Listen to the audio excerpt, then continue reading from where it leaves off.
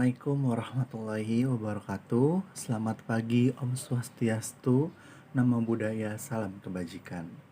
Yang saya hormati Kepala Sekolah SMK Negeri 45 Jakarta, guru-guru beserta jajarannya, dan teman-teman siswa-siswi SMK Negeri 45 Jakarta yang saya sayangi dan saya banggakan. Kita panjatkan puji syukur kehadirat Tuhan Yang Maha Esa karena atas izin dan ridhonya kita dapat berkumpul bersama-sama hari ini dalam keadaan sehat walafiat. Salawat serta salam semoga tercurah kepada junjungan Nabi kita Muhammad SAW dengan mengharapkan rahmatnya di yaumil akhir nanti. Izinkan saya Ahmad Syauqi Zunnurain yang saat ini berusia 20 tahun, berasal dari daerah DKI Jakarta yang sedang menempuh pendidikan di Universitas Negeri Jakarta. Saya diamanahkan sebagai Duta Wisata Nusantara 2022 untuk menyampaikan sedikit materi mengenai kemajuan sektor pariwisata Indonesia terhadap pelestarian bahasa Indonesia secara global. Untuk itu dari materi yang saya sampaikan, saya memiliki satu topik yang cukup menarik, yaitu industri pariwisata dalam memajukan penggunaan bahasa Indonesia untuk destinasi wisata yang ada di Bali. Pariwisata adalah salah satu sektor pembangunan yang saat ini sedang digalakkan oleh pemerintah. Hal ini disebabkan pariwisata mempunyai peran yang sangat penting sekali dalam pembangunan Indonesia. Sektor pariwisata tidak hanya menempatkan lapangan pekerjaan, menambah kesejahteraan masyarakat, juga meningkatkan pendapatan negara khususnya sebagai penghasil devisa di samping sektor migas. Meningkatnya kualitas dan kuantitas destinasi pariwisata diharapkan mampu menarik minat kunjungan wisatawan. Banyaknya kunjungan wisatawan ini bahkan ke destinasi pariwisata Indonesia diharapkan mampu meningkatkan pendapatan serta kesejahteraan masyarakat di sekitarnya. Hal ini akhirnya meningkatkan pendapatan negara dari sektor tersebut. Oleh karena itu, keragaman budaya yang dimiliki oleh Indonesia menjadi salah satu daya tarik wisatawan. Destinasi pariwisata yang ada di Indonesia menjadikan kebudayaan pariwisata ini sebagai ikon pariwisata. Contohnya adalah Provinsi Bali yang sudah dikenal sebagai destinasi pariwisata yang unik di Indonesia. Selanjutnya yaitu penggunaan bahasa Indonesia yang ada di industri di Bali. Perkembangan pariwisata akan memberikan efek terhadap kehidupan masyarakat.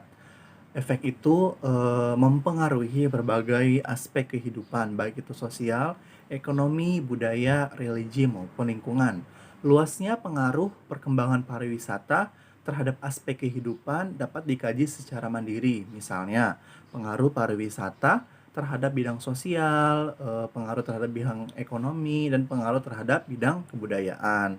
Nah, sehubungan dengan hal itu, pidato yang saya bawakan kali ini membahas tentang pengaruh perkembangan pariwisata terhadap bahasa Indonesia yang merupakan bagian dari nasional Indonesia.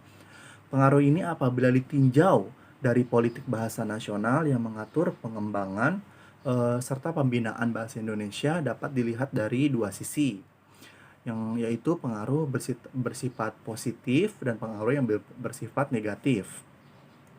Pengaruh yang bersifat positif ini artinya perkembangan pariwisata di Indonesia pada umumnya dan Bali khususnya dapat membantu, membina, serta membangun bahasa Indonesia baik sebagai bahasa nasional maupun sebagai bahasa negara.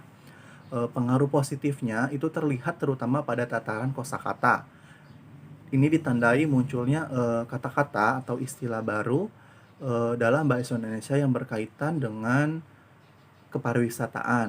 Nah, kata dan istilah ini muncul akibat pengembangan pariwisata seperti agrowisata, awak kabin, lalu bartender, brosur, reservasi, destinasi, pramusaji, terus pramuwisata, paspor, villa, dan lain-lainnya. Positif dan negatif adalah dua fenomena yang tak terpisahkan seperti dua sisi mata uang. Apa ada pengaruh positif, maka ada juga pengaruh yang negatif. Demikian juga pengaruh perkembangan pariwisata terhadap penggunaan bahasa Indonesia. Di samping berpengaruh positif, ternyata perkembangan pariwisata juga berpengaruh negatif terhadap bahasa Indonesia. Pengaruh negatif yang dimaksud di sini lebih ditekankan pada masalah belum maksimalnya fungsi bahasa Indonesia sebagai sarana pengungkap produk-produk pariwisata. Di atas yang sudah saya sebutkan tadi, pariwisata ini umumnya dan Bali khususnya berdasarkan kebudayaan. Oleh karena itu, mestinya semua aspek kebudayaan termasuk produk yang dihasilkan oleh industri pariwisata menggunakan bahasa Indonesia sebagai sarana pengungkap yang utama, baru kemudian disertai bahasa asingnya. Akan tetapi, dalam kenyataannya, fenomena ini belum terlaksana secara maksimal. Buktinya di beberapa kawasan wisata yang ada di Bali seperti nama hotel, nama restoran, nama-nama makanan minuman khas Bali. Ini tuh masih menggunakan bahasa-bahasa asing atau pola dari bahasanya pun mengikuti pola bahasa asing. Padahal di antara produk itu adalah produk lokal Indonesia sendiri kan. Nah, sehubung dengan hal itu, untuk langkah-langkah mengatasi masalah adalah ada beberapa. Saya mengidentifikasinya dengan masalah perencanaan bahwa sebenarnya harus dikelola oleh pengambil kebijakan secara nasional, yaitu pemerintah, melalui badan institusi yang telah ditentukan.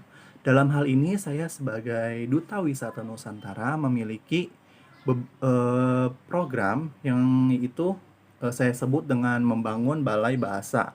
Apa sih balai bahasa itu? Balai bahasa merupakan lembaga yang membidangi masalah perencanaan bahasa Indonesia. Akan tetapi perlu disadari juga bahwa faktor keberhasilan perencanaan bahasa ditentukan oleh beberapa faktor, baik faktor intern maupun faktor di luar masalah bahasa itu sendiri.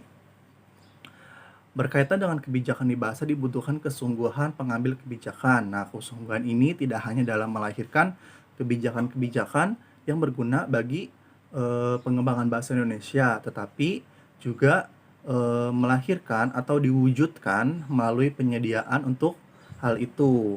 Nah, terkait dengan fenomena yang dikaji dalam pidato ini, misalnya harus ada kebijakan dalam nama-nama hotel atau produk industri pariwisata dengan nama-nama bahasa Indonesia. Artinya pemakaian bahasa Indonesia harus dikedepankan. Nah, barulah itu bahasa asingnya seperti contohnya ketika di Bali itu ada tulisan welcome to Bali yang harusnya itu lebih ke atas dulu, yaitu selamat datang di Bali. Nah, bawahnya itu baru welcome to Bali. Nah, untuk pintu masuk dan keluar harusnya itu bahasa Indonesia dulu, yaitu keluar dan masuk baru in atau exit kan. Terus seperti restoran yang kunyit yang ada di Bali itu tulisannya itu Kunyit Bali Restoran, padahal harusnya restoran Kunyit Bali. Nah, dari beberapa contoh itu, topik yang saya bawakan ini merupakan masih materi yang masih butuh tanggapan dan saran. Hasil yang diharapkan adalah mengetahui proses perencanaan bahasa Indonesia di industri pariwisata sudah berjalan atau belum. Nah, ternyata berdasarkan hasil pembahasan yang saya bawakan tadi, didapatkan bahwa proses perencanaan pelaksana atau implementasinya belum terlaksana. Maka oleh karena itu perlu dilakukan program yang saya harapkan tadi dapat berjalan. Nah, selanjutnya pun untuk mengetahui faktor-faktor yang mempengaruhi hal itu, langkah-langkah yang perlu dilakukan adalah demi perkembangan bahasa Indonesia yang di masa yang akan datang. Sebagai penutup, untuk itu saya rasa cukup. Sebagai penutup, saya memiliki slogan yaitu untukku bahasa Indonesia, untukmu aku kembangkan. Harapannya adalah untuk masyarakat asli Indonesia ini dapat memahami betapa berharganya bahasa Indonesia, dan untuk lebih melestarikan serta memajukan bahasa Indonesia, mari kita kembangkan. Sekian dari saya, kurang lebihnya saya mohon maaf. Terima kasih atas waktu yang telah diberikan, ini sangat berharga untuk saya. Semoga bermanfaat apa yang saya sampaikan dalam mencapai masa depan bahasa Indonesia yang menjadi lebih baik. Wabillahi taufiq wal hidayah. Wassalamualaikum warahmatullahi wabarakatuh.